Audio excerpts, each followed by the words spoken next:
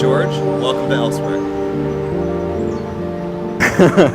So Elsewhere is a living museum and artist residency set inside of a former thrift store that was run by my grandmother for 60 years, from 1939 until 1997. Over time, just amassed this enormous pile of things. And as a kid, it was this magical treasure trove. Foot aisleways through the entire space, boxes and boxes to dig through.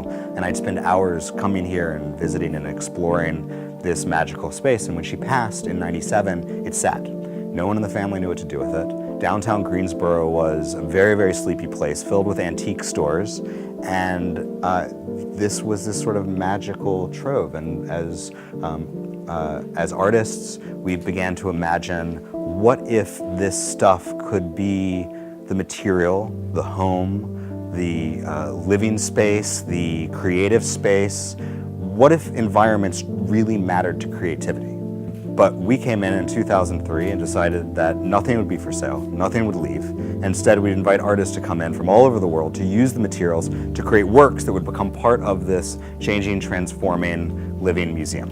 Well, the amazing thing is that Elsewhere, sort of as a museum, which is a Please Touch museum, a museum about engagement, a museum about participation, but it allows people to enter in actually from the perspective of their own remembrance and memories and history, right? And you encounter artists that are working in contemporary fashions, that are dealing with critical and vibrant issues and issues around social justice and everything else. But what you have at the very baseline is an encounter with your memory, and that's kind of what makes it Elsewhere, right? It's like familiar and distant all at once. It's strange and foreign all together.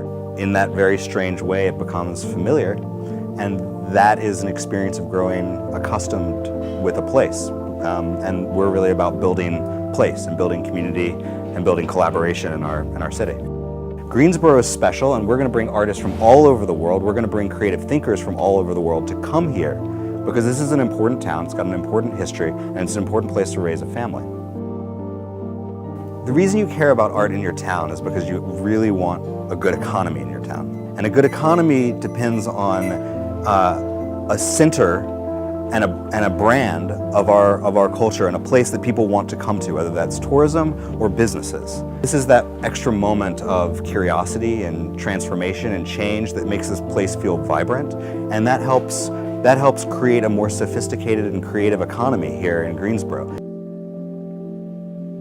We, as a part of a series of projects, we built this garden in collaboration with a whole set of new buildings that are coming online. So in terms of that architecture, for 12 years this has been vacant buildings and an empty dog lot, right? Which was kind of wonderful, I'm not gonna lie, I kind of loved the dog lot. We're in the middle of a large restoration.